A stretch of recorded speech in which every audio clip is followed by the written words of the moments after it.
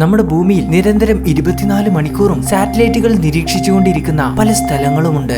അതെ, അതിൽ ഒന്നാമതായി വരുന്നത് നോർത്ത് കൊറിയയുടെ ന്യൂക്ലിയർ ബേസസ് ആണ്. കിം ജോങ് ഊനിന്റെ അധീനതയിലുള്ള നോർത്ത് കൊറിയയുടെ മിസൈൽ ലോഞ്ചിംഗ് പാഡുകൾ, മിസൈൽ സ്റ്റോറേജുകൾ, മിസൈൽ ടെസ്റ്റിംഗ് സൈറ്റുകൾ, ആ പ്രദേശത്തെ ഹീറ്റ് സിഗ്നേച്ചർ, വാഹനങ്ങളുടെ സഞ്ചാരം, ടണൽ കൺസ്ട്രക്ഷൻ ഇവയെല്ലാം 24 മണിക്കൂറും സാറ്റലൈറ്റുകൾ നിരീക്ഷിച്ചു വരുന്നുണ്ട്. രണ്ടാമത് ആമസോൺ റെയിൻ ഫോറസ്റ്റ് ആണ്.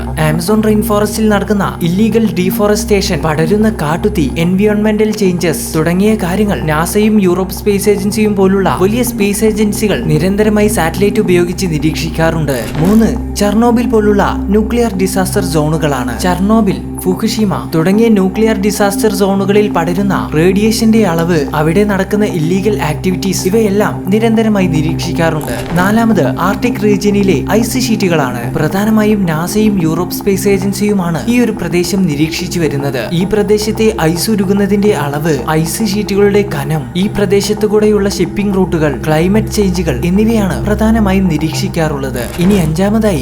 ഏരിയ 51 ആണ്. അമേരിക്ക ഈ പ്രദേശത്തെ വളരെ രഹസ്യമായി വെച്ചിട്ടുണ്ടെങ്കിലും പല അമേച്വർ സാറ്റലൈറ്റ് ട്രാക്കർമാരും ഇത് വളരെ ഹോബിയായി കാണുന്നവരും നിരന്തരമായി ഏരിയ 51ലെ പ്രവർത്തനങ്ങൾ നിരീക്ഷിക്കാറുണ്ട്.